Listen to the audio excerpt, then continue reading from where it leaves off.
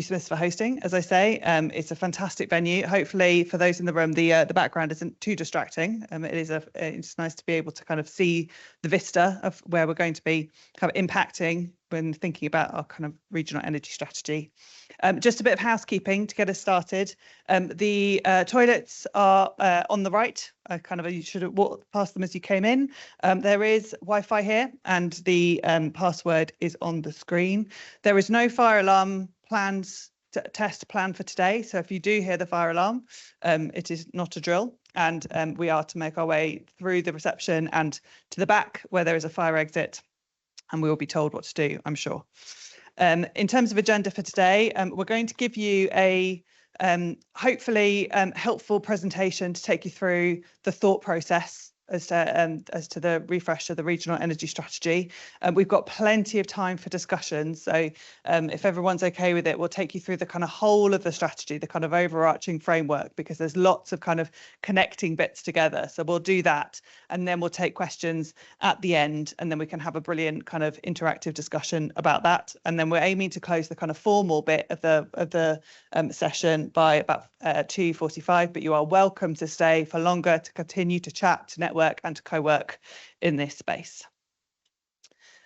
So in terms of context then, the reason Energy Capital as an organisation exists is to deliver the regional energy strategy, of which we had our first incarnation of it launched in 2018.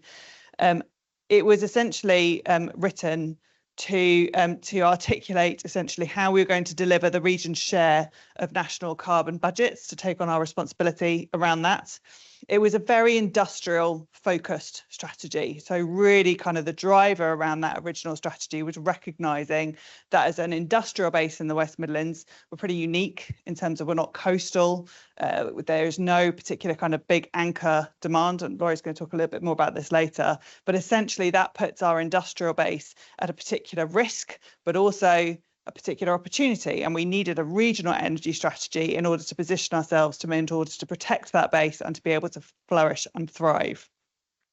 The other things that we want to achieve through that strategy was to think about the reduction of fuel poverty. And one of the mechanisms that was brought forward in that strategy was a consideration of what we called energy innovation zones. So really kind of the kind of nascent thinking around this kind of place-based energy infrastructure in a specific place, to see if we could actually work out a more optimal solution, and whether the regulation was actually providing a barrier at the moment, whether we could overcome some of those barriers by thinking about particular innovation zones. So that was 2018. That seems like the dim and distant past for a lot of us. What has changed since then? Well, we've had the 80% reduction of CO2 emissions, which is our original responsibility. That language has now moved to net zero. So actually, we don't have carbon budgets anymore. We're all going to have to work out how to get to net zero. It's super important in terms of climate emergency that we recognise that change and what it actually means. And particularly thinking about the kind of impact on the industrial sector. So where we started from, thinking about how do we protect and enable that industrial sector to thrive. For that particular sector to get to net zero it's especially challenging. There are lots of kind of hard to abate processes, for example, within that sector that we're going to have to think very carefully about, and making sure that sector isn't penalised disproportionately through that transition. We also have devolution, and even within the kind of, the political context that the political change within the last couple of weeks, devolution is it's the reason the CA was set up in the first place, was to deliver some of those regional responsibilities.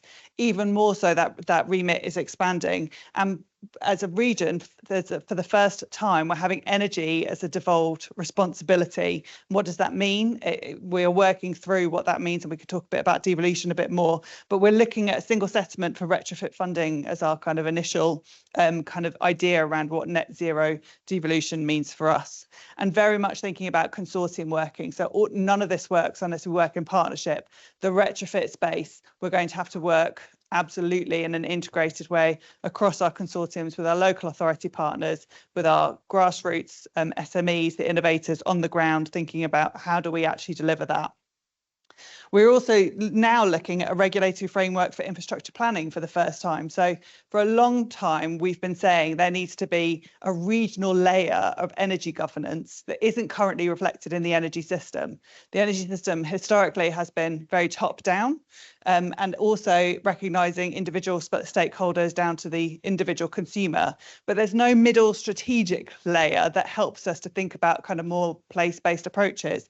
That's changing with the introduction of the Regional Energy Strategic Planner, which is the RESP model, which is being brought in by Ofgem, which would be a separate public body, which is essentially looking to say, how are we going to do this whole system planning in place?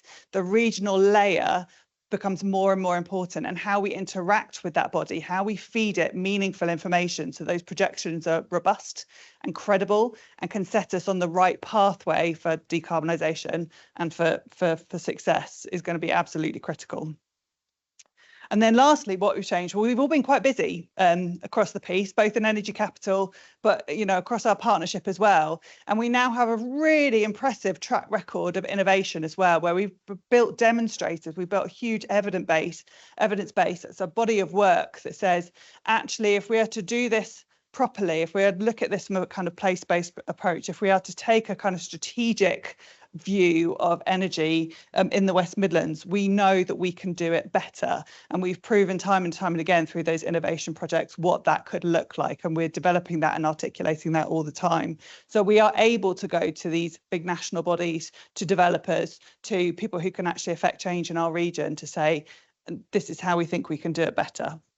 So a lot has changed since then. So we thought it was very timely that we would bring about a refresh of our regional energy strategy and trying to articulate and bring together some of that thinking, bring together your thought processes that's happened since that last time period as well. So this is what we've come up with as a framework. And I'm going to hand over to Laurie at this point to take you through our thoughts. Thank you, Kate. So when I was putting this slide together, it did look a little bit like a sort of set of field trips that we'd been on throughout the year. It's not quite a Lib Dem election campaign level of excitement, but it's close. So yeah, we set out to do this in a very co-produced way. Energy Capital has always been about partnership working, and that continues to be the case. It started with our conference in September, and I'll tell you at the end about our upcoming conference and what we're going to be doing this year. But the workshops that we had in the afternoon there, all feeding into the start of this process. We've had our monthly collaboration days throughout the year. So we've done those thematically. We had one on digitalization, we've had transport, we've had industry. So we've had all sorts of speakers coming and providing us with interesting starting points for discussion and got our thinking going. We've had a universities consultation, so we've had some submissions, written submissions from universities, as well as all of the conversations we've had. We've had a lot of consultation with our local authorities. So that's in regular meetings that we have on retrofit delivery, as well as specific meetings set up just to talk about strategic priorities, just so we're not missing anything there. We've had drop-in meetings every month, so we've been able to talk on a more one-to-one basis about any concerns people have, anything that they want featured in the strategy. You people can input in our website. A lot of these are still ongoing as well, so don't feel as though you have to stop submitting now. We have all of our internal West Midlands Combined Authority policy groups that we circulate. Combined Authority has people working in all sorts of policy areas now, including adult skills, housing, regeneration. All of those things clearly relate to energy, and we need to make sure that we're all working together and we're all aware of all of the activity that's going on in policy for the region. And then finally, we have our Energy Capital Board. So this is our technical advisory board, as we call it, of experts from across the energy sector who are able to, they meet a few times a year, and they've been able to give us a bit of a strategic steer as well. I think it's probably worth setting out what this strategy isn't, and that elucidates what it is a bit better. It's not an action plan. It's not that we're saying we're going to spend X million pounds on this retrofit program or that retrofit program. This is a much more high-level strategic steer. It's telling the narrative of our net zero transition, our energy transition, really, for more specific policy on our devolved fund and how we're going to do that, then you can speak to our colleague Ben, who is responsible for the functional strategy part of the devolution deal. So that pulls together all of the funding, the public funding that's going into that. It's not an assessment of individual technologies. It's not hydrogen versus heat pumps versus heat networks. We're taking a very whole systems point of view here. That doesn't mean that it's fair game for everything. You know, we're trying to set a direction here, but we're not saying solar panels are cheaper than heat pumps. You know, we need to take a more holistic view here. It's all about looking at that system level in order to get those place-based benefits that we are specifically setting out to do. It's not a carbon budget, it's not a climate strategy. We have a series of 5-year plans in the West Midlands. So the first one was 2021 to 26. So that will be reviewed following this. So this is a good opportunity now for us to make sure that we have a good evidence base of energy policy within the region that can then inform what is realistic, what is reasonable, what is attainable in a climate strategy once that gets updated. And it's also not top-down policy that's being enforced on local authorities. As we'll discuss later, it's really important that everyone feels as though that they have some ownership of this, that they are able to advocate for this. We are not able to do this ourselves. This is not an energy capital strategy to be implemented by energy capital. This needs the whole partnership, much broader range of stakeholders in order to be able to achieve this sort of strategic direction shift. And so it's important that we're not enforcing this on anyone. We want to make sure people are contributing at this stage. I'm an analyst, and I believe every analyst has to have a favorite map. This is mine. On the right-hand side, this really tells the story that we're trying to get across, I think. There has been a very fundamental shift in the energy system in the West Midlands and across the country over the last century. We used to have coal power stations around built up urban areas. Now we don't, bar one, and you can really see how the energy system has sort of flipped inside out. All of the generation used to be around those built up areas. 1960, you come to the present day, and within the metropolitan region, there is a single generation site of a large generation site. So there's lots of solar panels, of course, dotted across the roofs that you can see on all the roofs outside. But that, I think, is the bioenergy plant at Wolverhampton. There's really not very much. There's a great big gap in the middle there. At the same time, it's a big metropolitan area with enormous energy demand, enormously diverse energy demand as well, domestic, industrial, commercial, public sector. And we need to decarbonize that energy somehow. This map is from the National Grid transmission. This is from the future energy scenarios. It's just a representative scenario that they have plenty of them, as I'm sure many of you are aware. But essentially it's saying that if you just look at embedded generation within our region, we're only ever going to be able to meet a quarter of our power demands in the winter peak. And so we are always going to be reliant on the wider grid to a greater or a lesser extent. We need to make sure that we're not being disadvantaged by that, because it could very easily become a disadvantage if we are passive about local or regional nodal pricing, things like that. So we need to make sure we're being active in this area.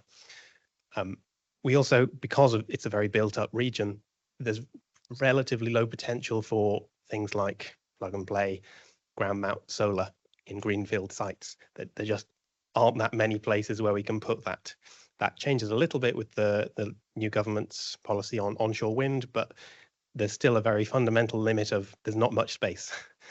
We will only ever be able to fit a certain amount of embedded generation in the region.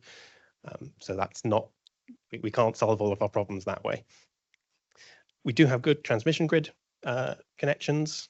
Distribution, it's a more mixed picture, but that's why it's so crucial that we're involved in discussions and planning at this stage. And we also, because of that very dense demand for energy, we have pretty good potential for heat networks pretty much across the region. So that we can also make sure we're factoring that in.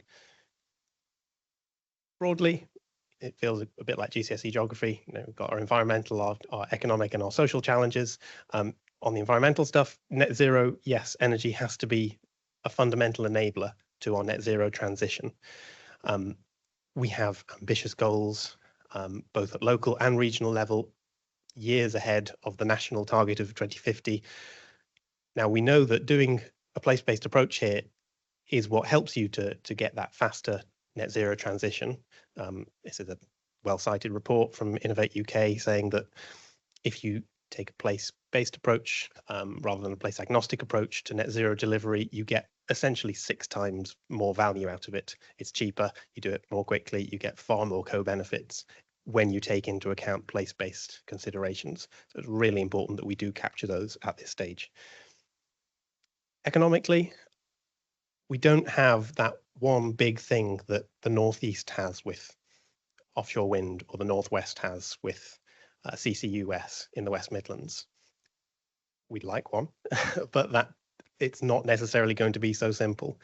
And so we're taking the approach of a smart energy systems cluster, essentially something that can be beneficial to our region, but that can also be a leader nationally and can export expertise and share learnings across the country as well.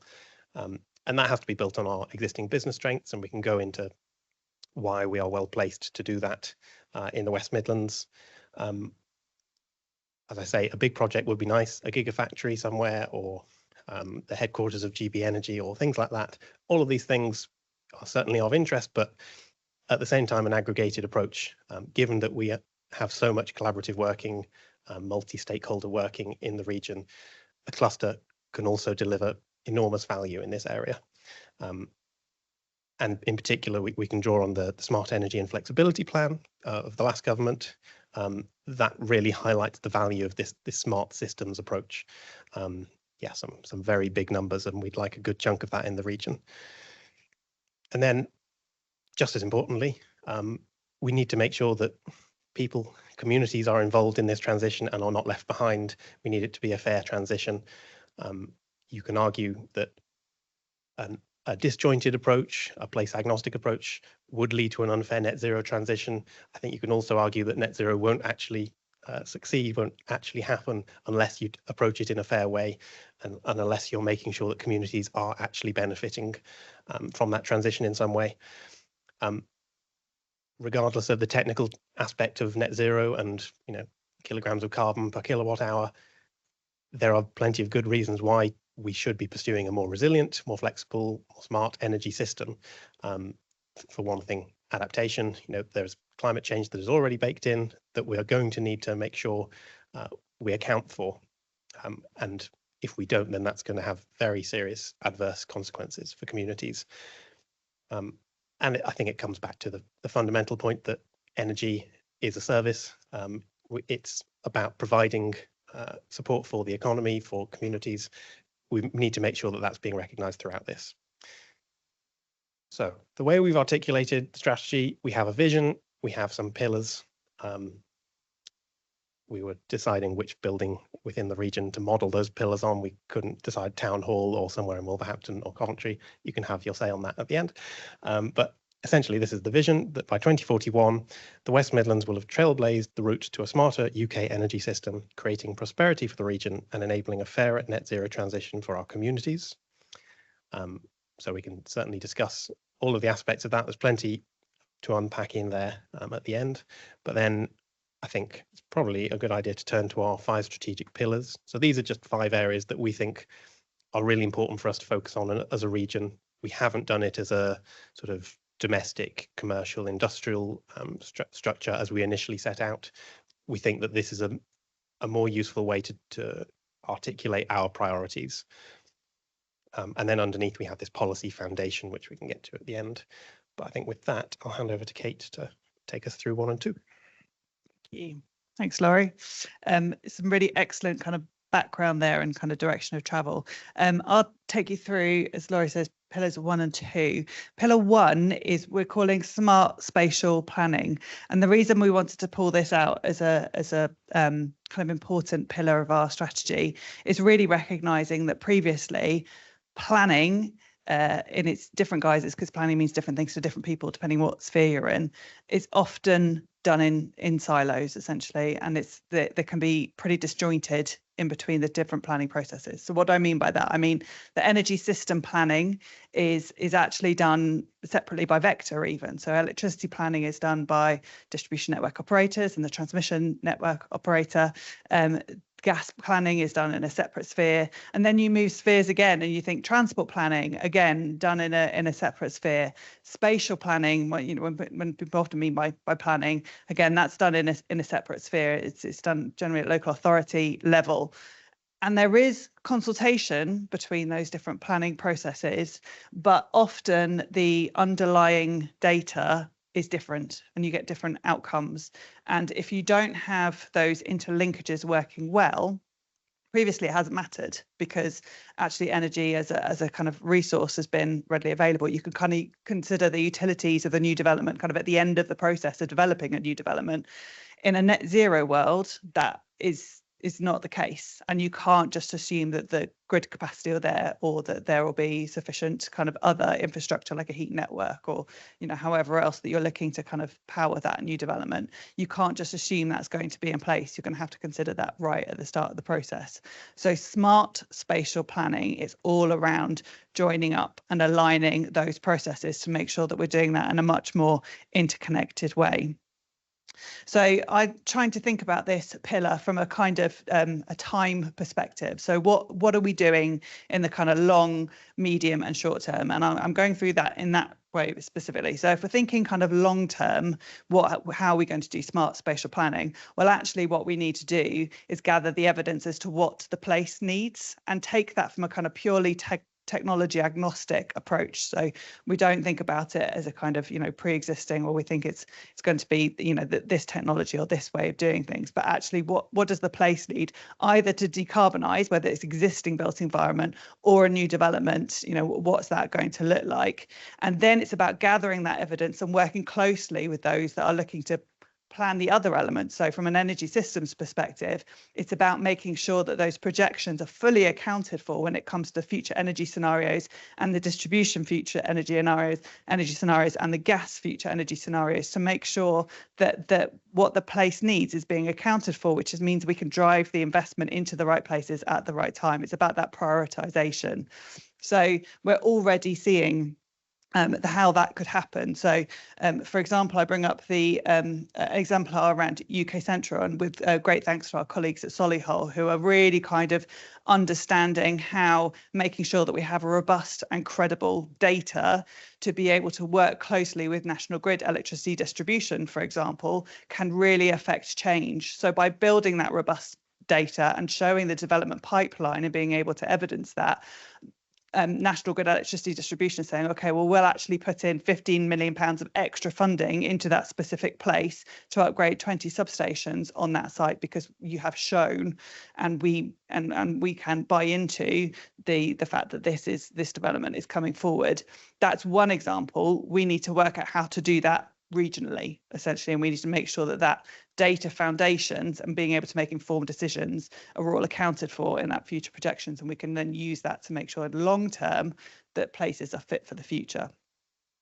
In the medium term, kind of where the energy system is now, we still have a visibility problem ultimately. So even if you are wanting to say, I'll work with the underlying energy infrastructure of where we have now, we still don't necessarily know where those places are. So for example, we've got a few transport colleagues in the room and possibly online as well who are looking to invest in the region in terms of their decarbonisation pathway. Things like, for example, bus depots. We know that is, in terms of the future, there's going to be big energy infrastructure requirements around bus depots, for example, where that investment takes place to make sure that it's not only going to be suitable for the transport network, but also in the medium term grid or whatever other kind of infrastructure will be there to support it is going to be really important. So making sure we increase the visibility of how we make those decisions, even in the medium term, is going to be really important.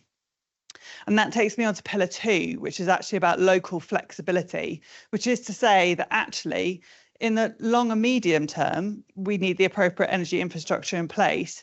But in the short term, there is an awful lot that we can do in terms of mitigation, in terms of accepting what we have now, but actually working almost kind of behind the meter to say that we can make that development or that decarbonisation programme fit to the energy infrastructure that we have already. And it speaks to what Laurie was saying about how our kind of regional USP needs to be around smart. We actually, as a region, need to have a system which prioritises and recognises the value of much smaller packets of energy to make sure that we're putting in assets that allow us to do things in a much more smart, flexible way. So that has to be, from the supply side of things, a kind of, an industry that we need to kind of foster and incubate to build up, because from a demand side, we're going to need that in order to meet our energy infrastructure challenges.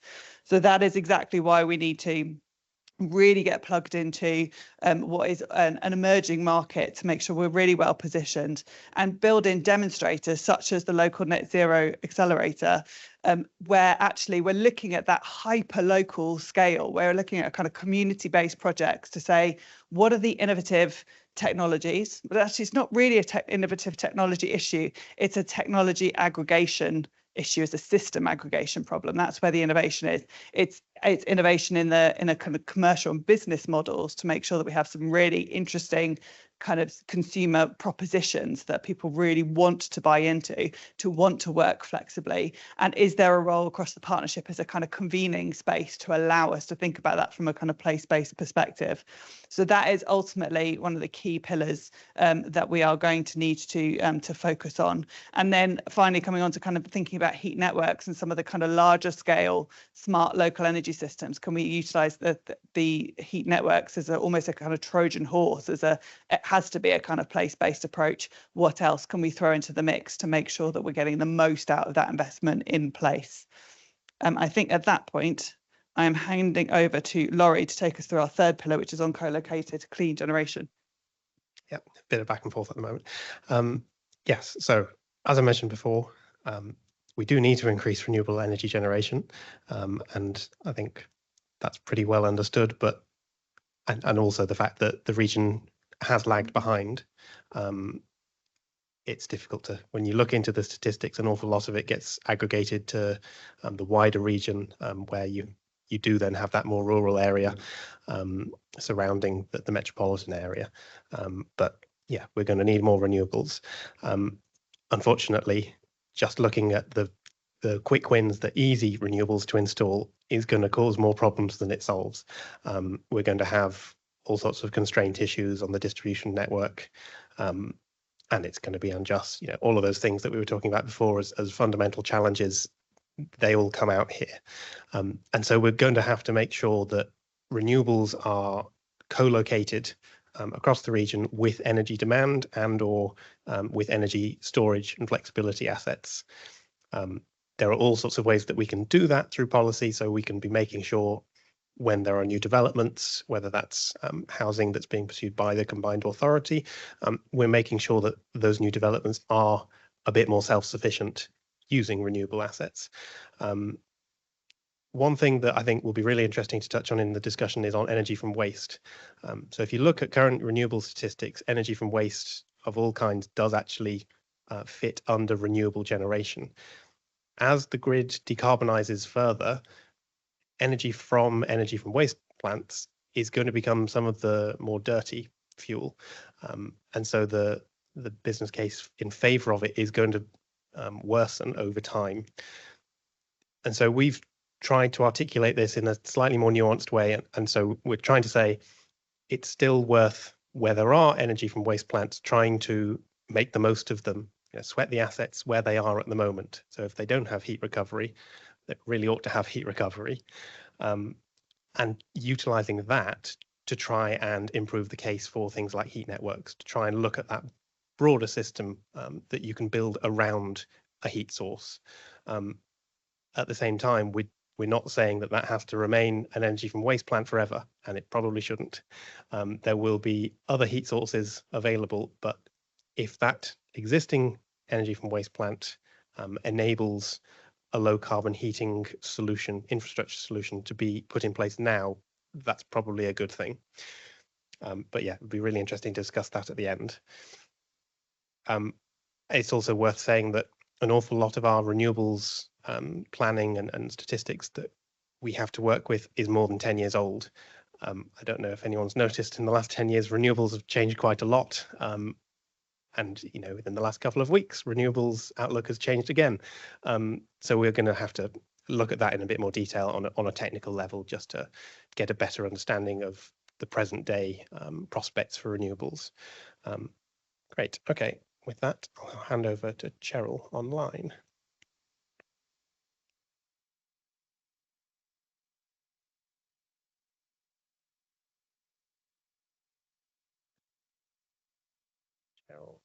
Is Cheryl for this one? Hello. Hi, everybody. Sorry I can't be there in person. Can you hear me okay?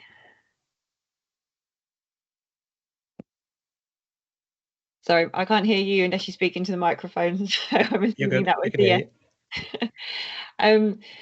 Thank you. So looking at this pillar, we are focusing on what the opportunities are, both within the region and outside the region. So in terms of the potential skills that are required to enable the net zero transition, everybody's talking about a huge skill shortage. If you spend time with those in the energy sector, it's really interesting to hear what they're talking about. But some of that is around the fact that we are seeing the biggest infrastructure investment into our electricity grid that we've ever seen. But that's nationally. So it's not necessarily happening in our area. It's primarily attaching all that new renewable generation that's offshore to the centres of demand. And that requires a huge amount of investment in skills and capability. But that doesn't mean to say that as a region we can't benefit from that. That's something that we can potentially provide skilled people into. We're in a very good position in the centre of the country to be able to ship out our resources to where they're needed. But the counter to that is that we obviously need to make sure that we also have the skills and capabilities to invest in the infrastructure that we require. Part of that is through the spatial planning process to ensure that we know that that investment is going to take place into our infrastructure. But also we need to make sure that the skills and competencies of the workforce are available too. So speaking to the different parties involved, this isn't just about skills from the point of view of bringing new people forward into the sector. It's also about technology and innovation to make sure that those who do have the experience can be deployed in the right areas, and we can harness technology and innovation to ensure that those skills are released to focus on the things that they need to.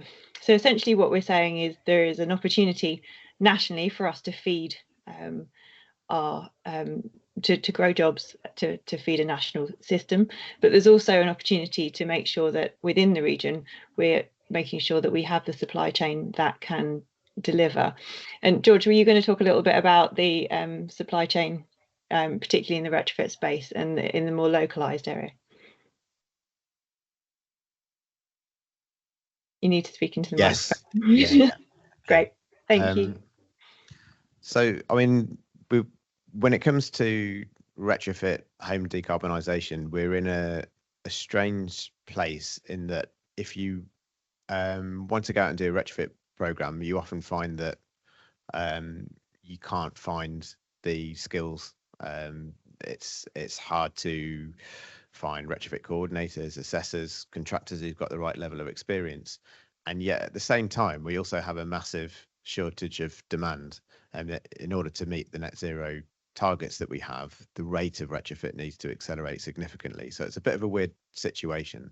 And I think a lot of it comes down to consistency of funding that we've had in the past. So we hope that the single settlement and the work that we're doing around the local net zero accelerator will help that. But there are opportunities, I think, to bring on board more sustainable funding, which will lead to more sustainable demand. And also picking up on Kate's point before around offers and giving people a reason to actually want to do work to their home or to their business. Those are in short supply as well. So That's sort of a point that's really around innovation, but it's also really relevant for skills. But if we crack those things and get them working together, so sustainable demand should lead to sustainable supply chain growth, there's a huge opportunity, economic opportunity, and we know that that's politically, nationally, a huge priority. Also worth noting that given the issues that we have as a region with fuel poverty, highest fuel poverty rates of any region, nearly 2/3 of our areas are in the highest quintile when it comes to fuel poverty as well. Creation of skilled jobs and the opportunities that come with those things are also a means of addressing fuel poverty. And none of those things will happen unless we see sustainable demand and longer term career opportunities. At the moment, I think it's difficult for people to see what their career pathway is. It's difficult for companies to make the case for investing in skills unless they see that sustainable demand. So part of that we can address through the single settlement, through devolved funding. We can coordinate better with adult education budgets. And I think by being able to take a more regional approach to anticipating, forecasting demand, we can start to anticipate what the likely skills needs will be, where they come further in the future. And we can understand what capacities within the supply chain at the moment and how we can shape and grow that to meet demand. And I think some of the more difficult things, which require higher level of skill, higher experience, maybe things that need to happen further down the line. So the more immediate opportunities, we need to be quite strategic around how that demand is phased. If you were to plonk, for example, demand for 20,000 solid wall insulation installations and say, right, need these done in the next 18 months, you'd really be struggling to find the right people. Quality would suffer, and that would knock confidence in the market. So we need to think really carefully around when we're talking about growing demand, how does that meet with the skills, opportunities and availability that we have at the moment, and how quickly we can mobilize the workforce. But there will be some really good opportunities, particularly around, if not around heat pumps, then around low temperature heating systems and getting people's heating systems working properly. If not around external wall insulation, then maybe around solar PV, where it's a much shorter jump potentially to go from being an electrician to a PV installer than it is to go from scratch to becoming an external solid wall insulation installer. And while I talk about these things from the point of view of home energy efficiency, I think these issues are found across the supply chain. There are some key gaps. There are some existing capability areas which are kind of fairly well resourced, and it's understanding that and matching supply to demand. But it's also about making sure that we coordinate skills provision with business support. It's helping businesses understand where there's an opportunity, where they might need to invest not just in people, but in processes, new business models, and other sort of support that they might need to access to help them be able to provide the kind of offers and to service the demand that we hope will follow. Which leads me on to the next bit around commercial and financial innovation. We need to see increased market activity. Most of the technologies that we need to decarbonise our homes already exist. And the issues that we have really are predominantly around how these technologies and services are integrated, how they're packaged and how they're offered to businesses, to homes. And there's a real lack of joined up services, products or offers. And if you think that most of the supply chain that will be doing this work is SMEs, even micro SMEs, they don't necessarily have the capacity to do this. So there's a real gap in the market, in the ecosystem, if you like, which is where companies that are able to provide a joined up integrated offer should be. And there are some examples of those companies. So you could think of, in the past, the likes of Retrofit Works trying to do this, Ferb now, Sarah Homes. So several companies that are already working on developing these things. But what we would hope to do through single settlement and other things is to support these companies to help encourage them to develop offers, to work within the region, to see the West Midlands as a test bed where we can test, trial, and scale these offers, a hub of innovation, if you like. And with those offers that create demand, we can start to develop a supply chain off the back of that in a more coordinated way. And with both demand and a supply chain, then you start to get finance coming in, and that's where you can really start to scale up. But without those foundations, both in terms of customer demand, consumer demand, and supply chain capacity, we kind of stuck where we are. So those are some of the aims, I think, particularly behind the single settlement, to see how we can accelerate those.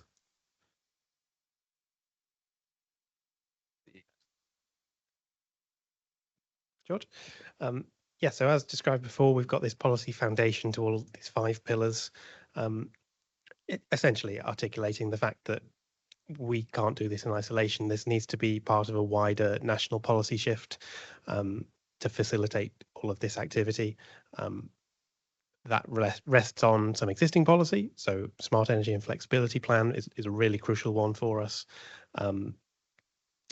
Making sure that the new government is aware that it's there, and that they are committed to it, and that we're engaged with them in making sure that stays relevant for future policies that are already coming on stream. So things like half-hourly settlement for energy pricing, that could be a really crucial enabler for domestic small-scale flexibility solutions. Heat network zoning, something that I know a lot of people in the room have been very closely involved with, making sure that is done at an appropriate scale and in an appropriate way for local places. And then the energy market review, as mentioned before, nodal or local pricing could be very detrimental to the West Midlands if we aren't active in how we engage with it. At the same time, it is something that can enable flexibility. So we do need to make sure that we're engaged on that. And then continuing to lobby for further policy changes, just a few crucial ones there: rebalancing energy levies as they currently are, reform of EPCs, another crucial one, and continuing to look for devolved funding opportunities for net zero. Great. Do you want to? I can. It's just go now. So that's all of our content for presentation. You will all have received these slides by email today.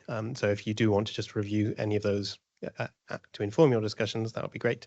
Could I ask that there is at least one member of the Energy Capital team on each table as they discuss? I think Cheryl is also going online as well. We'll take questions afterwards if that's okay, because we just want to understand within your tables what are the crucial things that you want to ask, rather than get into half an hour of technical questions now. We want to find out what you think, and fundamentally we want to make sure that we want this to be something that you can advocate for, and so we want to know what will it take for you to be able to do that, to feel happy to do that. As we've said, this is a good time to be feeding in. We aren't done yet. We are aiming for approval at political level within the combined authority in October. So there is still time to make changes, to make meaningful changes. It's not just last touches at the moment. So do feel as though you're able to contribute and make a difference at this point. And then just some potential questions to answer here. Can you think of any case studies and examples of activity that aligns with the pillars as we've articulated them, that resonate with the challenges that we've highlighted? We're very happy to feature case studies that come from the region, from the room.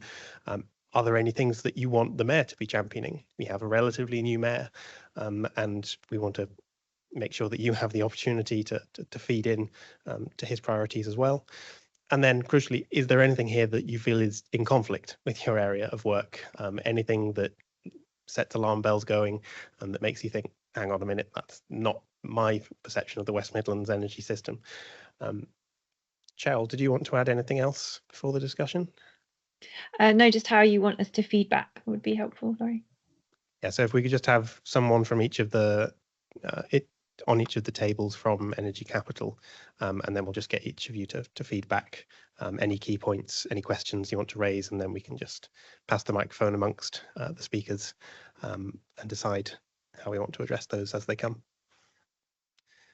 how long have we got? I think the time is now 1:30. So I think if we do about 35 minutes on this, that should give us sufficient time to get through it in detail, and then we can always open it up again to a sort of whole room discussion if things come up towards the end. But yeah, if we reconvene at about 2:05, that'll be fantastic. Thank you.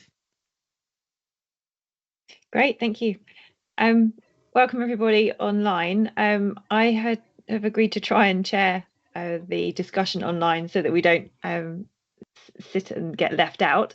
I wondered whether people could put their cameras on so I can say hi, because I know there's loads of you, but I can't see any of you, which is very sad.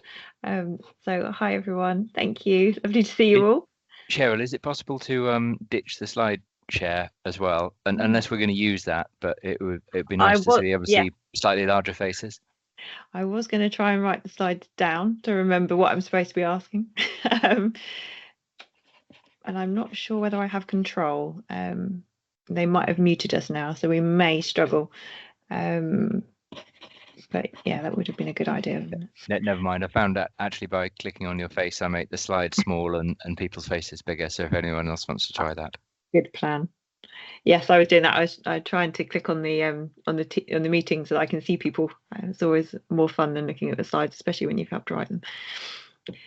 Great. So I know there's quite a few of us, so I was going to suggest that we don't do introductions, but if people want to say who they are and kind of introduce themselves to the group as we go through, that would be really helpful. I think everyone knows me, but hi, I'm Cheryl, Director of Energy Capital. As I said, apologies, I can't be in the room today, but it means that I get the pleasure of your company instead, which is great. So as Laurie said, we're in a position now where we'd really like to get some feedback on how people feel that the direction of what we've sort of gathered over the last 12 months is sitting, whether you feel comfortable with that. We know that the strategy is not going to be all things to all people. We know that we need to do some national positioning as well. So I think one of the key things that Laurie pointed out was that other regions have sort of things that they can hang their opportunities on, shall we say, and the West Midlands has suffered as a result. And one thing that I identified when engaging with some of our colleagues in Westminster, shall we say, was that this smart space is really not being picked up by anybody, and it's a huge opportunity for us if we can get it right. We've got some great businesses in the region. We've got some, it would make a fundamental difference to the business case for all of the decarbonisation of the built environment and our transport system if we can harness this opportunity.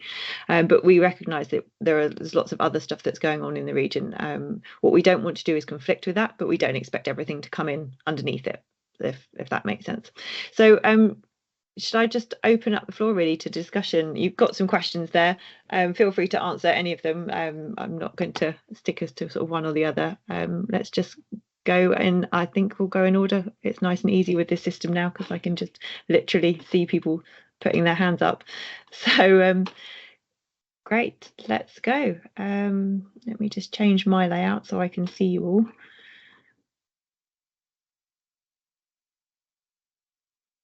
Who was first? I saw a hand go up and then it disappeared again. I've got one next to mine. I think So. David, David, you go for it. Sorry, I missed that kind of bit. I had a phone call, so between Laurie talking and this bit, I've missed that section. But I think I know where we're at.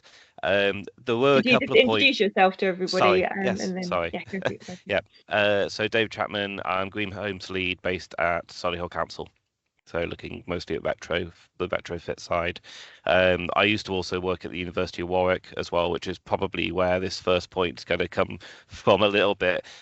In that I found it really interesting that nowhere in that was there anything about behaviour change or education, which from the UK Committee on Climate Change, they were saying that 60% of the change and reduction of climate emissions is going to come from that. So there is this. So we seem to be looking in this strategy at the 40%, but there isn't anything about the 60%. Okay, it's a really good point. I will flag it. In terms of how we see behaviour change in education fitting in, you can't achieve the opportunity that we think is available through the flexibility market without. So it is absolutely fundamental. I think what we need to do first is make sure that the opportunity is harnessable. So there's some sort of other priorities first, if that makes sense, to harness the flexibility element that we were talking about. And behaviour changes picked up quite a lot through our kind of wider environment and climate change strategy. So it's a thread, but you're right, it's not something we've kind of really drawn out, but it's a good point to flag how important that element will be in order to see the changes that we need.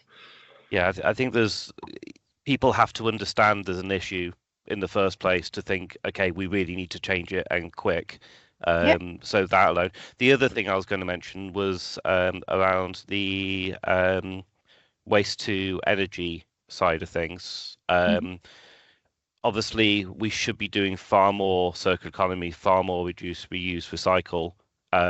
So waste to energy shouldn't even particularly be a large factor at all. In fact, because most of that shouldn't even exist for the most part.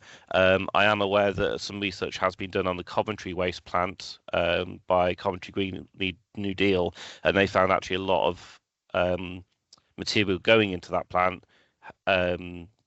seems to be actual recyclable material. So it shouldn't be renewable in the first place because it's not renewable. But also it shouldn't really be a mix anyway. We really need to get more onto the circular economy side of things and not have kind of the resources going in that direction. Not to say that it isn't maybe a useful thing for what's left over potentially, but we certainly shouldn't be using it anywhere near as much as we do. Yeah, thank you. We were really keen to get local authorities' views, particularly on waste with their sort of responsibility in that space. So yeah, I think what we were proposing is that if there is an opportunity to make something more efficient, then we should harness that, but that we shouldn't be supporting kind of the development of new aspects in that area. And again, our wider environment team are working a lot with a wider circular economy opportunity, and we can make sure that this sort of feeds into that strategy. Thanks, David. That's great.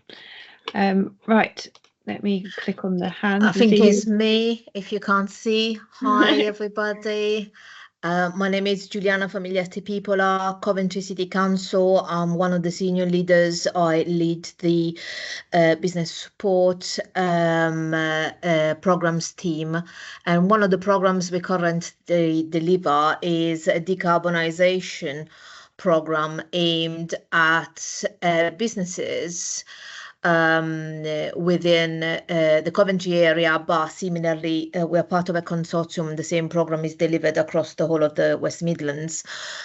So I do want to come from a different sort of angle, and practically what we deliver is energy audits for businesses and give grants to businesses in order to get them started or support them anyway throughout their decarbonisation journey.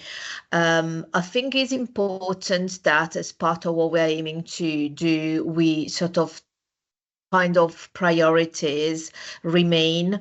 I sort of supporting businesses in the local areas, so to sort of on their decarbonisation journeys is key. As part of what we do, we also have sort of a green network of suppliers and sort of connecting to sort of the discussion we touched around supply chain, etc., etc. More of those should be reinforced. And finally, I think that also in terms of education, there is a whole piece of education across businesses really, and I do speak from a business, well, from our clients strategically speaking.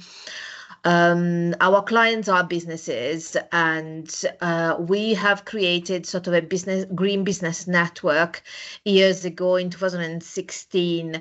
Now this green business network is of regional relevance, and we have over 3,500 members on it, which are businesses, organizations, etc., etc. I think that sort of putting the seed across, sort of working around sharing information across a specific network, and at the same time offering support in terms of advice with the energy audits as well as the net zero grants are all key elements from a business perspective to sort of, reinforce support across that kind of area. At the same time, there is a whole sort of high energy intensive businesses that they need sort of different kind of support, and there are programs aimed to those at the moment that they are delivered throughout the region. But all I'm saying is, looking at the future, looking at strategy, there is a whole big piece missing here, which is practically the business aspect and the business kind of support that needs to continue going forward and needs to be, I would say, reinforced in terms of funding, really, in order to incentivize a start of a journey among some of them. Yeah, thank you. I think that's really important. So it falls into two areas as far as we can see within the strategy. So firstly, as you say, a lot of that business support is provided through devolved funding at the moment, and one of the key objectives is obviously to increase the amount of devolved funding that comes through that would enable the business energy advice service that the economy team at the CEO are coordinating to increase. So that's a really big aspect. But one of the key things I think from our point of view is around this flexibility opportunity is that it's not just about businesses investing so that they don't necessarily buy energy at a high cost, or they're using less energy. The flexibility market is something that they potentially could be part of. They can work with aggregators if they have demand that they can flex. That could be a really valuable asset. So I think there's an opportunity to work with those advice providers to make sure that we are harnessing those bigger opportunities that a smart flexible energy system could provide on top of the kind of energy efficiency and local generation opportunities. So for us, it absolutely fits beautifully within this approach that we are trying to kind of set out. Yeah, all I was saying, I mean, I did mention the sort of green business network with the number of businesses that we're aiming, I think is something that could be used to actually, portray exactly what you just mentioned, as well as sort of creating and potentiating what is already started in terms of a green supply network. So looking at sort of the sort of supply chains and stuff, or what you're going to be looking to achieve. So all I'm saying is there are two tools that are already there they are regionally they're already sort of managed by different consortia at the moment that could be potentiated going forward and make everybody's life easier. Thank you. I'll make sure our economy team are linked into that. It's great. Okay. Thank you. Next I had Stephanie, is that right? Yeah, hi Cheryl, it's Steph Whitehead, Associate Director for Regional Engagement from the University of Warwick. Hi everybody. We welcome the development of this strategy and we're very pleased to have had the opportunity to feed into it, so thank you for that. Unsurprisingly, I picked up on what you were saying, Cheryl, around skills and skills need. We as a university see an important role for us, but in partnership with many others across the different levels of skills. And I just wondered if you'd made any assessment of specifically what skills and what the breakdown, whether they were high level skills or what you might call sort of entry level skills in this space. That's a really good point. We haven't done that skills assessment yet. I think that's something that we really are keen to do. My work's kind of shown that the skills needs are across the board. So we talk about kind of the entry-level skills when it comes to retrofit, and a lot of the sort of training those who work on the ground in new areas, but actually the skills needs go right through to the fact that we are desperately short of people with 20 years experience of doing energy systems engineering, and that's why we were sort of talking about the technological opportunities as well, because actually it's not all about bringing new people in. There are some other, we need to do some sort of clever solutions to this, because we've got a limited pool of people and they need to be directed in the areas that they need to focus on, and allowed to do their thing, and then we need to sort of backfill in other areas. So there is a huge opportunity, but we do need to get to grips with that. And I think Ed's on the call, and I know that he's got been his bonnet about green skills and kind of what we might be able to do in that space as well. So it's definitely something that the directorate will be looking at to see kind of where we can go with that. But to do some kind of assessment, I think, could be really valuable. Having said that, I also think that central government might pick up on that as well, because there's obviously a new perspective, and under a Labour government they have a very different view of how things will develop. So I think we will see a different tack coming through, and that we might be able to harness. Well, that's not surprising, but yeah, it's great to hear. If you've got any we are very we've done a lot of thinking in this space, as you'd expect, around skills for a more sustainable and greener economy is kind of what we're calling it at the moment. And we'd be very happy to have further conversations and support, whether it's with you or whether it's with colleagues in the CA. Very keen to explore what's needed in that space. That'd be fabulous.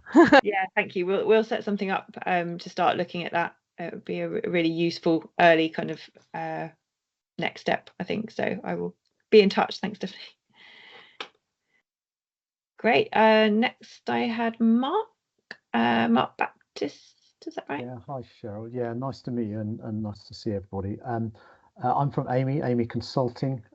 So with a sort of role around smart local energy systems. So a couple of points. Just great in terms of the strategy. Thanks for sharing that. I'm fully supportive of it, and I think one of the key points that I'd like to really support is that integration with the transport piece, because quite often transport is a missing link or missing opportunity from these sort of smart local energy systems.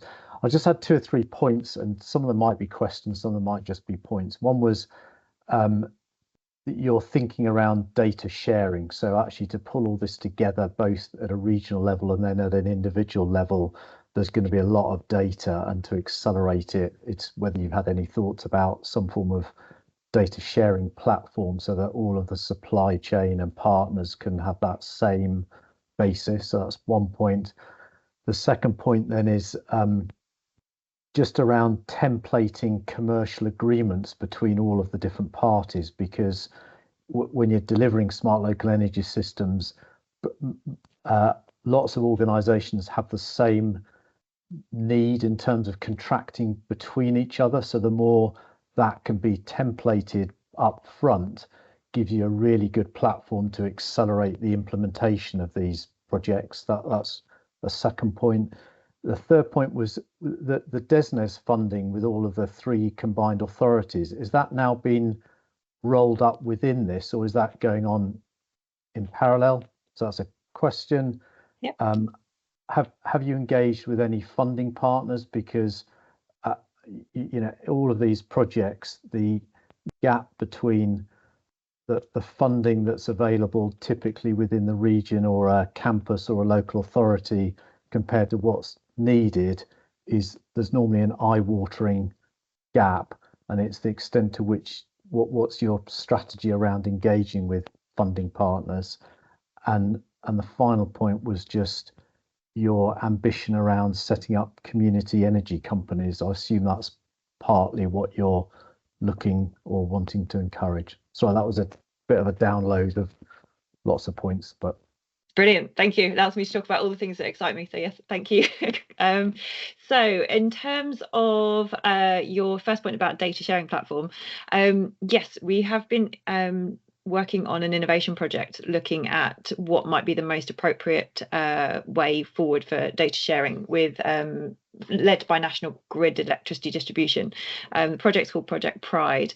I'm not going to tempt fate. We have put a funding application in for the beta round of a Strategic Innovation Fund application. So we should hear about that in, I'll say due course, I think it's September. Essentially, though, what we have looked at and what we've proven so far is that having a common data platform is really, really powerful in terms of decision making. It fits well and truly into the kind of strategic energy planning bit, the pillar for that. Yeah. That digital tool that allows people to from everything from community energy groups through to the network companies to use the same information to plan for whether it's transport planning, energy planning, spatial planning, whatever it might be, is really, really powerful. It's been totally transformative in terms of our engagement compared to when we were doing kind of innovation projects with big databases that nobody could access and that kind of thing. So totally with you on that. Yes, we have our preferred approach. We are desperate to secure funding that enables us to roll that out, but we've been trialing it with our constituent authorities. So yes, absolutely, I will share more as soon as we yeah, I don't want to tempt fate, but Ed knows I'm desperate to make sure that application goes through, and we'll find another way to fund it if it doesn't, but fingers crossed. In terms of template commercial agreements between parties, absolutely, that's a really key point. So the funding, you asked about the DESNZ funding. So we at the Combined Authority have received funding from the Department for Energy on to run a local net zero accelerator. That funding has now been agreed. The project is up and running. It's being led by George Sims, who you saw on stage earlier. In terms of how that works, the key thing from that is that Department for Energy are looking for all the learning to be taken from the trial and shared with everybody. So there is actually a separate funding stream that they have made available that will ensure that any of those agreements and things are made available to all local authorities and parties going forward. The key aspect of that is that it's replicable. So if it works, we will have lots of templates that are available for others to use. So yeah, we'll be pushing that really hard. And as I said, yeah, the funding has been agreed. There's us, there's Manchester that have a similar accelerator, and then there's I think it's West Yorkshire. I think it's South Yorkshire. Yeah. I forget which one it is. No, well, it's Yorkshire. Yeah, they're looking at whether they can replicate the Bristol City Leap model in their area, and whether, again, that's replicable for all areas. So that's all going ahead. And as part of that, that's where most of our work on engaging funding partners comes in. So part of the outcome of that is to look to set up a regional fund, essentially, that would fund local net zero projects, where we would bring devolved funding in. We would look to find outcome funding, so funding that isn't seeking a particular return, but it's seeking a particular outcome, because obviously there are huge benefits from these sort of net zero place-based approaches, and then leverage private finance. That's kind of the key objective of that, and to try and make those available across the region. So we're engaging funding partners in that, but it's very early days, so they're not kind of ready to put anything into the system yet, but that's the program which will be doing that. And again, as I said, George is leading that, and we have just appointed a new team member called Erin, who's leading that work with funders. I think that was ambition around community energy companies. Oh yeah, I always get excited about this, and I have to declare an interest because I'm a director of a community interest company, Community Renewables, so apologies on that, but there are many other companies available. Yes, we definitely want to see the benefits accrue to the local area. So that's all about that kind of matching supply and demand, and that's where community energy groups can play a really key role in the development of renewables going forward. If you get the business model right, all the benefit can accrue locally, which is obviously what we want to see. There are a number of different ways of doing that, and I think as we start to look at how we increase generation in the region, that will be a key aspect, and it's certainly a key element of the Labour manifesto and the Mayor's manifesto. So it won't be the saviour. It won't fix all of our problems, and it certainly won't help us achieve the targets we need to achieve, but it's a key pillar in that. So yeah. Thanks, Cheryl. Appreciate it. Yeah, great. Ed, I think you're next. Yeah, and I feel a bit of a fraud. By the way, I'm Ed Cox. I'm Exec Director for Strategy, Economy and Net Zero at the West Midlands Combined Authority. So I have plenty of opportunity to input to this, but I thought it was worth asking a couple of questions just for the sake of the wider conversation. One is about the audience for the strategy. I think it's worth perhaps saying a few words about that. It feels very much as though it is set up at the moment to impress government and say, look, we're getting our acts together in the West Midlands, and that's a really, really important audience. I just wondered if you want to sort of reflect a little bit on that. What then I think the kind of flip side of that is that it may not be elaborating and speaking to local priorities as much as it could. And I think this links to some of the points that Juliana and Mark and others have made about sort of the commercial side of things, the private investment side of things, the opportunities we've got in the region as they already exist and how we build on those. So it definitely speaks to the region, as in our particular place in the energy system nationally, but whether it speaks to the locality and where we've got some really brilliant private and public opportunities, if you like, I think is something we could explore together. Yeah, thank you. So yeah, there's a couple of key objectives. As you say, one of them is around giving the region and the local authorities within the region a voice nationally and trying to secure additional investment into the region. So we don't have that big thing that others do, and we need to try and make sure that we have a USP that can attract investment. But for me, that's not just about national government as the kind of target audience. It's about the investment community, because they kind of want to know why to come to the West Midlands, because they can't do solar easily because there's no green fields, and they can't do offshore wind, and they can't do nuclear. You know, what's the attractiveness of our region? Our location has always been the attractiveness of our region, and our being a centre of demand is the key thing that I think we can harness there. If you look at the Smart Energy and Flexibility Plan that government wrote back in 2021, there's a huge economic opportunity there that we want to harness, and that's kind of why it speaks to investors. From the point of view of local priorities, I think that for us, this is what this consultation is about now. So talking to all of our local areas to see whether their key priorities, their key projects fit within the context of what we're setting out, and if the narrative that we can set out regionally can help to support those local projects go forward, then that's great.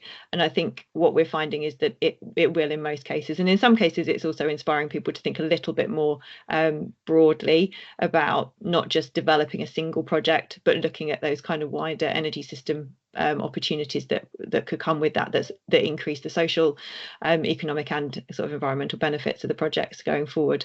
So I think hopefully through this process we will be able to make those links and get that narrative. And one of the key things we want to do is obviously put case studies within the strategy that help make that clear, but it's always going to be a little bit technical and a bit complex. So I think in terms of audience, you're absolutely right that we're sort of aiming at an informed audience. Thank you. Great. Mark Anderson next. Thanks, Cheryl. And apologies, I'm going to have to speak and run. I've got to fail shortly after 2. So I'm Mark Anderson from Bring Energy, formerly Equans, formerly about 1 million different brands. We have major district heating, energy and cooling schemes in Coventry and in Birmingham. Great presentation. Thanks very much for the visibility of the strategy. Really appreciate that. Just a couple of points that I wanted to make, and actually one of them sort of flows from Ed's second point. One of my thoughts was the points around smart spatial planning are all brilliant, because that's one of the barriers, whether it be understanding the strategy to replace an EFW, which is just not thought of early enough, because they're thinking from the waste stream perspective instead of thinking of that multi-vector perspective and the sort of timelines we need to be planning over. And great rhetoric about balancing a bit of a sort of short-term perspective on the long-term perspective. But that was just one area where I feared it needs to be handled carefully to make sure that perfect doesn't get in the way of the good.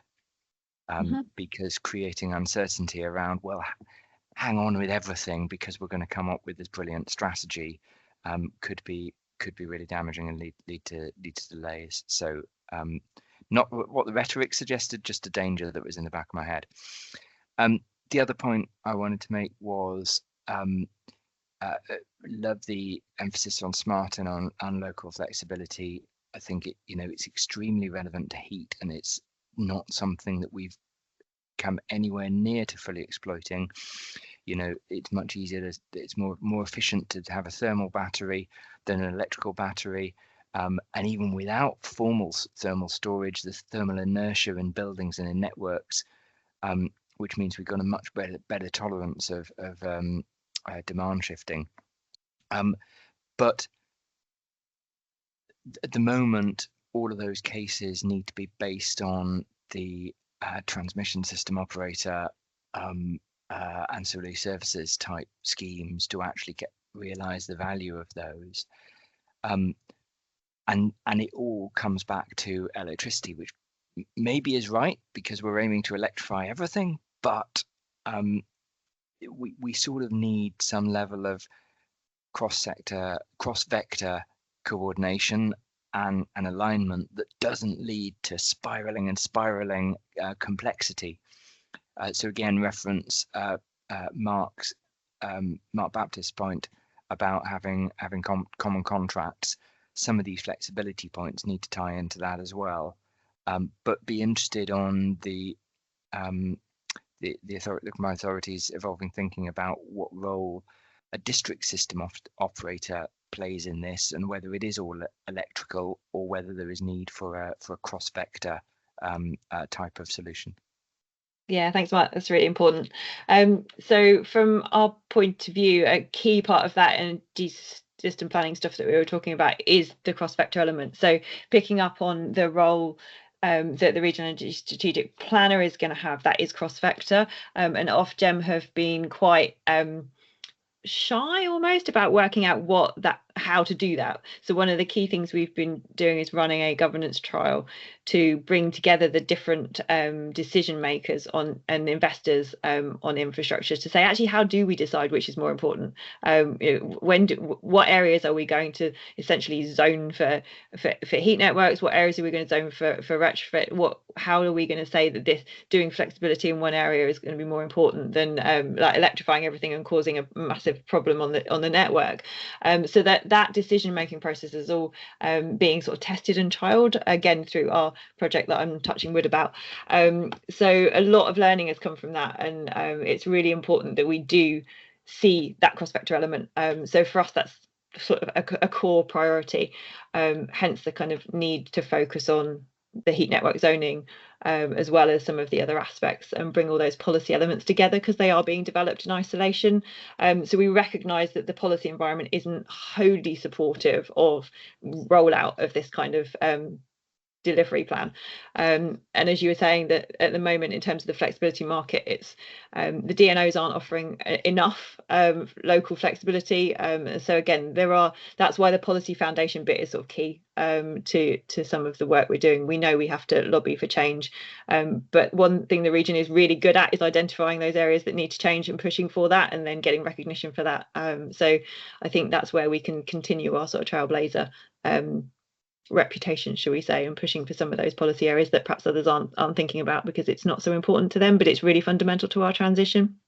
Brilliant. Yeah, and just prompted by that, one of the areas that you're never going to get out of the existing demand side response type markets is the capital side of things. So where we're actually offsetting grid reinforcement capital, and of course, hopefully accelerating regeneration and developments in some of our cities which are currently grid constrained. That sort of trade-off is the sort of thing that we really need to be tapping into, because that's entirely unaddressed. Yeah, that's one of the That key pillars of our local net zero accelerator. Was actually to look at whether the outcome of avoided grid reinforcement could be monetized, and that could form part of the outcome buying that we want to access. So yeah, that's a really key point. If you've got any ideas on how to do that, come and give us a hand. You're aware of the work that we did in Tyseley Energy Park, the TEED TEED studies. Yeah, great. Okay. Yeah, they've been really helpful leading into this. And I'm sorry, I'm going to have to roll off. So very nice to meet you all. Thanks for the time. Great, thank you very much. Was there any last minute final points? So we've got to feed something back, which is my idea, which is a bit stupid. So I'll do my best to try and summarize some of the discussion. But yeah, we're due to sort of join the group again in a minute's time. So if there was anything else, feel free to put it into the chat or raise it when we go back into the discussions. But thank you, that was really helpful. Obviously, as we said, this isn't the end of the conversation, so if there's things you want to pick up, feel free to sort of set up conversations with any of the team members, and make sure that you feed in any evidence or anything useful that that you might have that might help support us going forward. So thank you. I can see Laurie picking the microphone up, so that's a good sign.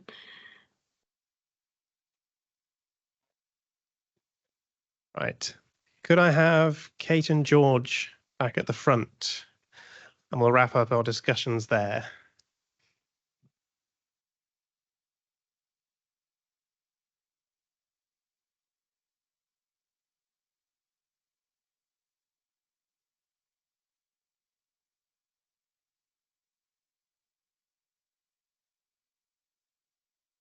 Cheryl, would you mind just giving the mic another test again? It might be a bit loud. Yep, can you hear me okay? And again. Is that any better? That's quite loud. There we go. God. Now we're good. Yeah. Okay. Are we good now? Okay, we are great. good.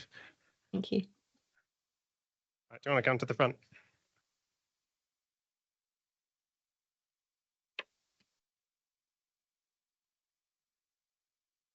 All right. Thank you very much, everyone. I hope those were fruitful discussions. So to start with, I'll just go through a couple of points that were raised on my table. We can pass over to Kate, and I can just pass the microphone round to the various members of the Energy Capital team, and we can just have a discussion going back and forth on that. So on our table, we had a really interesting discussion, I thought, about how we articulate what is the USP of the West Midlands. So we talked a lot about our constraints and challenges that we face, but actually succinctly summarizing what it is that we are supposed to be good at, and that we are good at is a more difficult thing to do when it's lots of separate projects going on. And we thought that maybe articulating it as the West Midlands is the region that you go to pilot things in an urban area in particular, but broadly just sort of being that host for innovation more broadly might be a way to go about it. We also talked about transport, but just in the interest of time, I'll pass on to Kate, and then we can go to Cheryl on mine. Sure.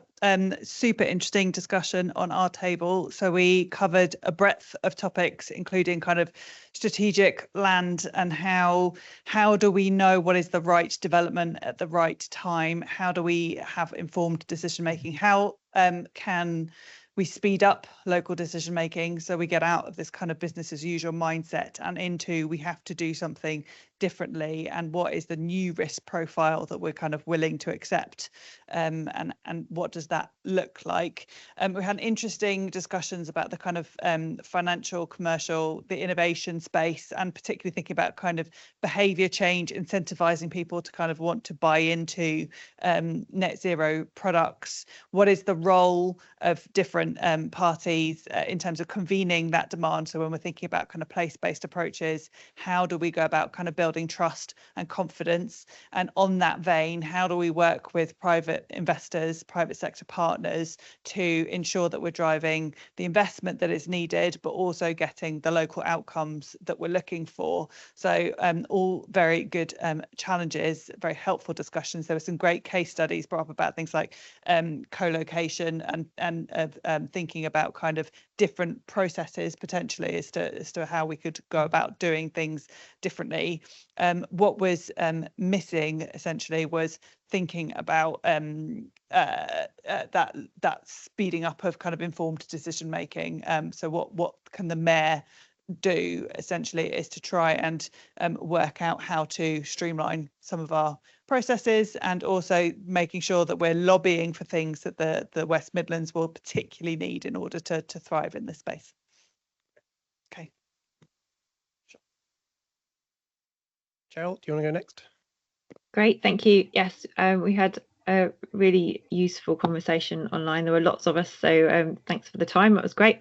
So in terms of what we drew out, some similar points, we looked at how behaviour change fits within the strategy and our objectives, and the same with business support, the same with skills, and also some elements about how cross-sector planning can work effectively. So we sort of explored how all of those elements can be supported by the kind of approach that we're looking to articulate through the strategy, which was really helpful. We didn't come across any major conflicts or red flags, which was reassuring from my point of view, but there's plenty of time for anybody to let us know if there are any. And then we had a good discussion about sort of some more practical things about the audience for our strategy, and some practical elements about data sharing. I did talk a little bit about some of the projects we are hoping to continue. So some of you may be aware of our Project Pride, which is looking at some of those aspects around energy governance and data, and we are hoping that the next phase of that project will be funded. If it's not, we will find another way, but yes, some of those questions were sort of were able to be supported by some of the great innovation that's already happening across the region.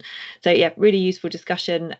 We didn't have any major suggestions for kind of what the mayor should be championing, but I think we covered off most of the other questions. So yeah, thanks very much to the group. Do you want me to come up or? Yeah. Hi, so I'm Gordon Telling from Energy Capital. I'm speaking for our table. I think I've got 4 points that don't necessarily fit into those questions, but I'll make the 4 points as they came out. The first is that at present, there doesn't seem to be quite as much sense of direction on this. This looks like a great discussion, but not saying we think that it should be this, we should be that. And perhaps that's something that's going to emerge later. It doesn't feel like there's necessarily as much leadership as there might be. So the second point, just touching on what you were saying about governance, Cheryl. So there's a question about how we're going to change our governance arrangements. Is this just for the combined authority, or is this a West Midlands strategy? And when we're talking about expanding, for example, expanding the LEAP Plus platform, I lead on, to include a whole load of other local authorities, how do we make sure that they are no longer seen as, well, at the moment we have constituent and non-constituent and other. How do we make sure that all the local authorities are on an equal footing across the whole of the RESP area? Because that's not currently how we work. So we need to think about that. A couple of specific points. One was about recognising the kind of regional and the local tensions. So saying, on a region, you might say you want to have a very consistent, single, homogenous approach. But then how do you reconcile that with individual local authorities saying, we want to do it this way to meet up with our specific local needs? And I think the example that was given was in Greater Manchester, for example, where there'd been this great move towards consistency across the whole of the region, but individual local authorities were going, well, it's not really our thing anymore because we've had it imposed on us. So there's a whole question about who owns that process. A couple of other smaller things, or one more smaller thing. There was this question about hydrogen infrastructure. I think somebody said, should you move the infrastructure to the customer, or do you move the customer to the infrastructure? And I think however difficult it might be, there may be some decisions that say, we're really sorry, you can't have the hydrogen, the high heat, the gas that you need for your process. Why don't you go and relocate somewhere else? Now, that's not ever going to be a vote winner, but if the other option is to say, or you can pay 10 times more for your infrastructure in order to continue to have that service, then, you know, how do you make those kind of decisions? So that was the kind of flavour, unless there's anything no, that was our group's discussion. Thank you. Thanks, Gordon.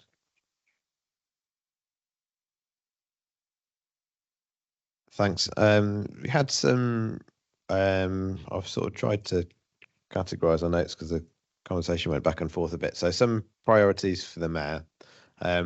First part of the conversation focused a fair bit on funding. So it's to be able to push for even further flexibility and longer funding timescales. I mean, that's an issue that we hope to be able to address with the single settlement, but partly it's not going to go away. So first of all, funding.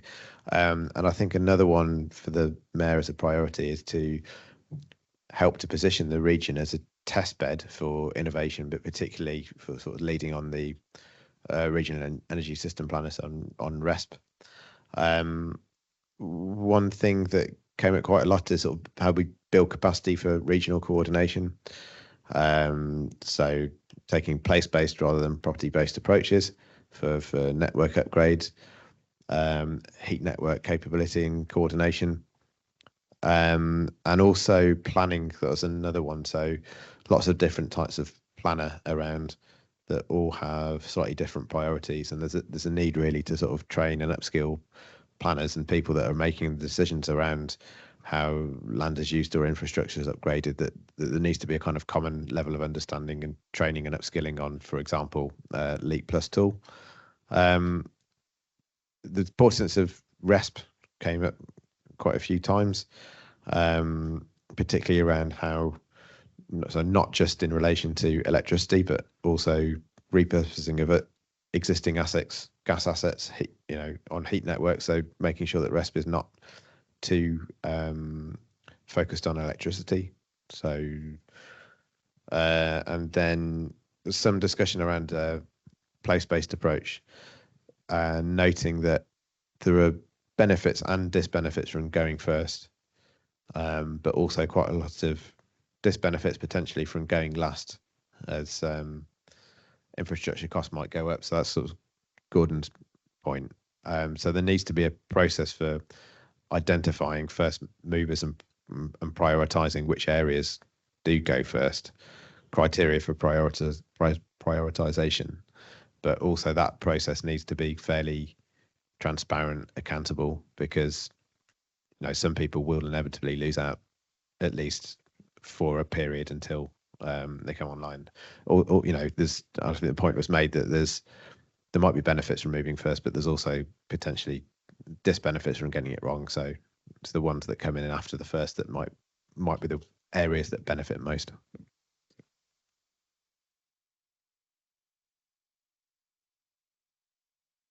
Thank you. We're going to complement each other, make sure we cover everything. So we had a lot of discussion on our table. I think I'll focus on the first kind of 2 points. So what do we want the mayor to be championing? It was kind of clear from the discussion that there are a lot of things that we as a region can be advocating for towards government. So on electricity and gas price balancing, and also making sure that we're kind of counterbalancing the issue, this was just brought up afterwards, that the issue that national government can often send mixed signals, and that's not necessarily helpful, and actually utilise the power of the region to be sending clear signals. So that's something which hopefully the mayor can also be championing. And then I think I'll pass over to you in a moment, Ben, for the technology one, because I think you covered it well in the summary. I think in terms of examples that align, I think at the very start of the discussion, we were talking about there being lots of innovation potential in the region, and the need to kind of open up to this. So there was discussion about how we can maybe support demonstrators, for example, to unlock flexibility in social housing. So making sure that we are kind of leveraging that innovation potential. And yeah, and just to add to that, there was another point that Beck raised here about providing that same level of opportunity to community energy organizations to do that same level of interaction with the grid, and to ensure that they're not coming up against planning barriers or energy systems barriers, and that they can themselves be be augmented with the powers to install their own kit and participate in these major energy schemes. A couple of red flags just on the last point. I mean, one of them is a red flag-ish in sort of quotation marks. One of them is a question around, as part of this regional energy strategy, were the Midlands Engine, who were consulting on the energy security strategy, consulted as part of this? Because apparently there were a lot of the same questions being asked in interviews as part of their consultation for the energy security strategy. And beyond that, where does the regional energy strategy and energy security strategy, which Midlands Engine have using a consultant for, align with?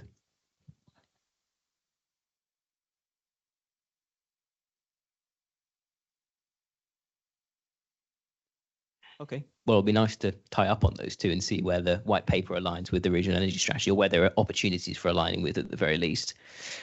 Final red flag-ish was a big topic of discussion, and I don't think we still quite got to the bottom of it, but I think we took away some learnings from it, is technology insofar as what is in and what is out. There is the need for regional-wide clarity, or at least some level of certainty on what technologies are in, and do we have a policy position on those individual technologies, like offshore wind? Well, we wouldn't have a policy position for it because we don't have any coastlines, or maybe we do. Maybe you can elucidate on that. Then equally, things like SMRs and all the host of different technologies that we might be able to use in an area. Could we at least provide some certainty at a top level, a policy position on how applicable, useful, investable they are for individual companies? Like perhaps we have the West Midlands Growth Company here. How can they then give that confidence and clarity to businesses to then come and invest in the area when competing in a national bid for SMR funding, amongst many examples? And then the other side to that is, well, how do we also not preempt technologies and be technology agnostic? Because by definition, to be technology agnostic, one mustn't presume what will work and what won't work. And I think there's how we do that and how we have those juxtaposing ideas and actually deliver on those. I think we need a lot more time to discuss that effectively, but just wanted to raise that we wanted to be open and about the technologies that we deploy, whilst also giving certainty to the region in the short term to say that these technologies do or don't work. Cheryl, have your hand up. Thank you. Just to flag, I know that well, my guess was that Gordon might have responded on the Midlands Engine energy security strategy, but we couldn't hear you because you didn't have a microphone, so the response couldn't be heard by the people online. So just to flag that joining up is taking place, but yes, their strategy process started sort of separately to ours. Did you want to share with those online what was responded to that question? Yeah, thanks, Cheryl.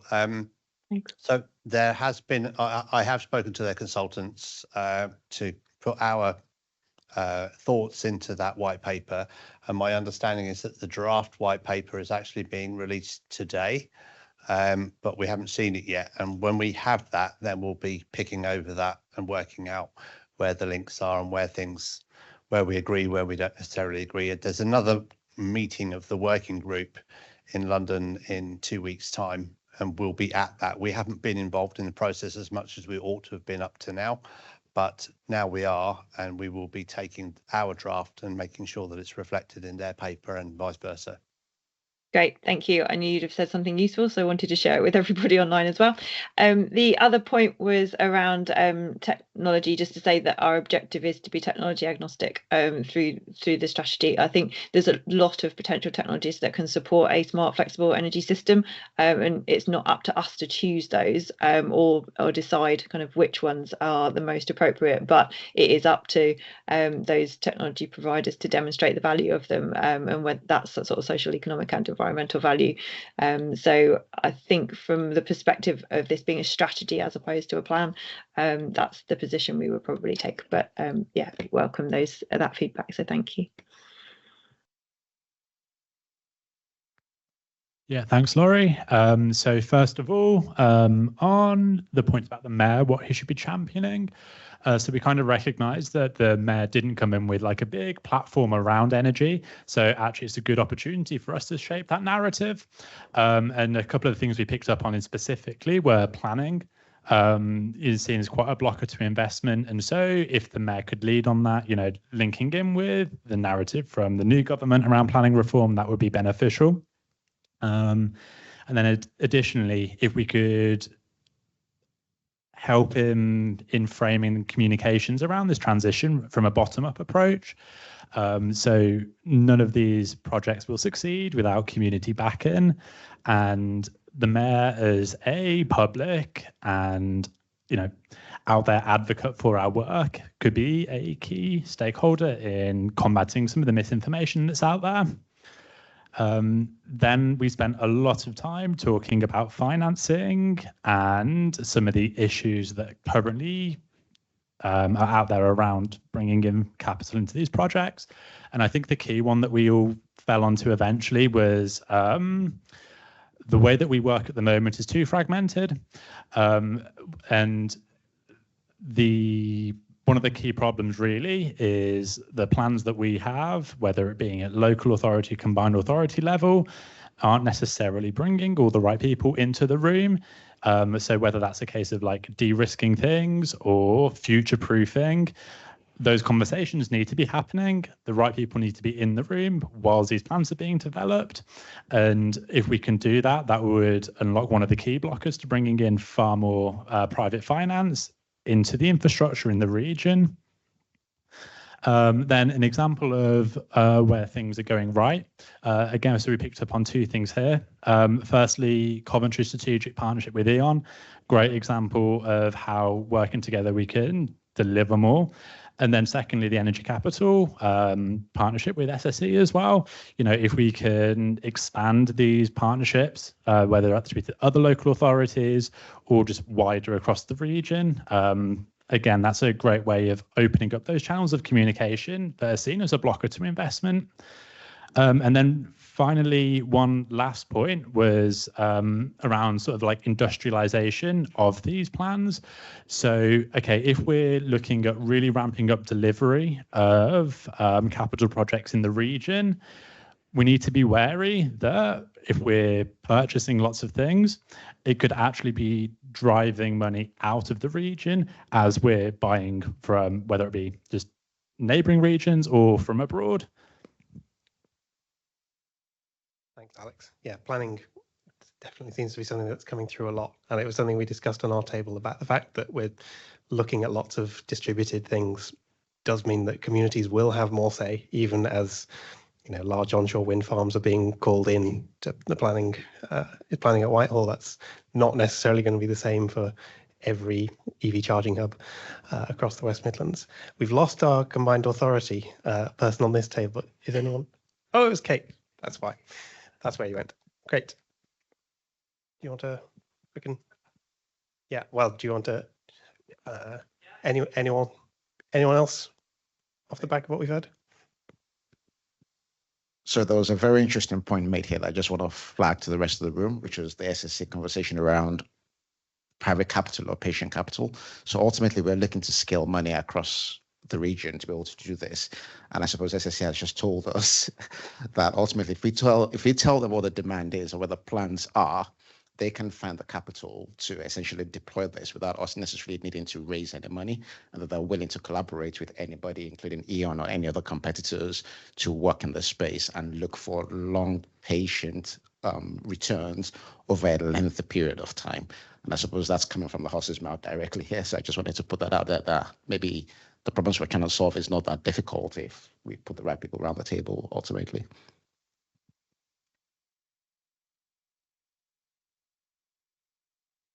Thank you. And I think we also said it's a very complex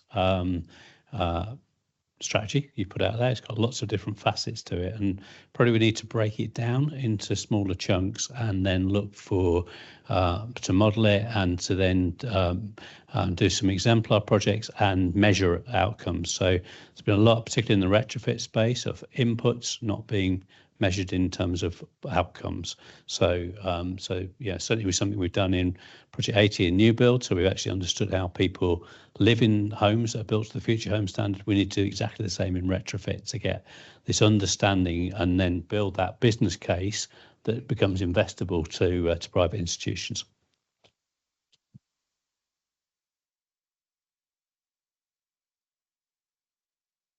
Thanks, Laurie. It was just a quick point. It was raised earlier on in 2018 about the energy in EIZs, the energy innovation zones. And I wonder if there's an opportunity with this to take a maybe cold hard look is the wrong phrase, but a refresh to say, where are there bits that have worked from that? Are there other bits? Because I'm just wondering if, you know, could you have a retrofit focused zone? Could you have another type of zone, which is less perhaps to do with industry, but is actually far more to do with either retrofit, upgrades, flexibility, these types of things? Because if it is a useful sort of vehicle, then it might be worth just reflecting on what's worked and then taking that forward to new things over the next 4 or 5 years. Thanks, Laurie. Yeah, if I can respond on both those points, I'll hand to Cheryl. Yes, energy innovation zones was a key part of the previous strategy, and absolutely, I think there is scope there to kind of to take from that the elements that work. I think it aligns quite nicely with policy pieces that are now coming out from people like Nesta, for example, on that zoning approach. And I think, you know, whilst this is a technology agnostic strategy, I think there is something we can say about kind of within a zone where we think, you know, things will be best placed. It won't be within the strategy, but I think in terms of our thought processing and bringing confidence to the market, I think there is definitely something in there that we can continue to look at. And then to the previous point about the complexity of the strategy, the multifaceted nature of it, we haven't gone down the kind of thematic lines, we've gone down the kind of principles of, which kind of speaks to the complexity of the wider energy system and where we think we individually, both at kind of from the energy capital point of view, but other kind of regional partners can play a role in that. The reflection that I have on hearing that is maybe we need to, as part of the pillars, think about what good would look like. So if we were to do smart spatial planning, what would that mean? How would we do that? What would smart spatial planning kind of look like and result in a kind of outcomes approach? And that might help make it a bit more tangible as to how we would go and kind of implement that strategy kind of going forward. So that was my reflection. Cheryl? Thanks, Kate. I just wanted to comment. I think it was Grant that flagged the EIZs bit. I just wanted to give a bit of feedback on that, so thank you for that. Yeah, in terms of a couple of things we can draw from the work on energy innovation zones, one was that the regulatory environment at the time wasn't ready for EIZs, which we knew. We couldn't get a model for place-based regulatory flex up and running. That's now changed, and we can. So there's been a success there in terms of the regulatory change, and it does now give us an opportunity if there are regulatory changes that we need to see to enable place-based approaches to actually take those forward with Ofgem, which is really exciting. But the second part of the learning was that actually a lot of the barriers to achieving what we wanted to achieve weren't regulatory. So they can be addressed through as we've talked already, about getting the right people around the table for when you're coming at something from a place perspective. And that's a really powerful opportunity that we can pick up through the local area energy planning process and the zoning process that will come through that and start feeding into the rest. Sorry, that was a conversation with one sentence with 3 different acronyms, 4-letter acronyms, so I apologise. Hopefully you all know what I'm on about. So yeah, there's been a couple of sort of key bits of learning that have come from that, and obviously also the work that Coventry did on the regional energy systems operator, that was focused through EIZ and has led to this Ofgem's position on regional energy strategic planning, and we've got some great work going on in Tyseley and other areas as well. So yeah, just to kind of say, the EIZ's element hasn't been lost. It's just the terminology is perhaps we're just leaving that to mould into the new world. But there are definitely some opportunities to utilise that regulatory flex going forward if we think it's something that's needed to enable our the delivery of our strategy. Great, thank you, Cheryl. And thank you, everyone. That was a really interesting discussion, and I think really helpful. We've recorded it, so we've got some we've got all of the points captured, and we'll make sure to reflect on those. In terms of next steps, we still have our monthly bulletin meeting, so that's Thursday next week. Just an opportunity as a drop in if you have any more specific questions that you want to raise. That's on our website. You can find that through the Combined Authority website to sign up. Then the next big thing will be the annual partnership conference. There'll be a QR code in a second, but that's in September. There we'll be launching our smart energy system cluster. So that'll be a next big stage for the strategy. And then the intention is to have this submitted to the Combined Authority board for adoption in October. Obviously, there will still be ongoing work beyond that. But that's when we would like to have a strategy.pdf to be able to share. In terms of future events, so thank you to everyone that's come to collaboration days throughout this year. We won't have one in August because everyone's on holiday. We won't have one in September because it clashes with our conference. But then we'll restart these monthly sort of co-working days from October. Rather than doing presentations every single month, we'll do it every other month as we have done. Scattered around the region at universities and other venues. But then we'll also have a regular base in the in-between months where we'll just provide some co-working space. We just need to confirm the venue for that, the last couple of details, but we'll provide some co-working space, we'll provide lunch and any opportunity to use an energy system pun. We'll have power hours where you can sort of book in some time with Cheryl or Kate or George or any of the team to, if you have anything that you specifically want to discuss with them, that will be a good opportunity to get together and be able to interact with the Energy Capital team on a regular basis. And then there it is. We have our annual partnership conference. So this will be at the University of Wolverhampton Springfield campus. Amazing building. That will be on Tuesday, the 10th of September, all day. We'll have political keynotes, so the mayor will be presenting. We will have panels of experts. That's not to say the mayor isn't an expert. That's just. We'll have breakout sessions in the afternoon, and then there'll be plenty of opportunities for networking and a drinks reception in the evening. That QR code will take you straight to the booking form. I will leave it there. Say thank you very much for coming. If you have anything at all, then you will have my email address. You can also just email energycapital@WMCA. Thank you very much all for coming.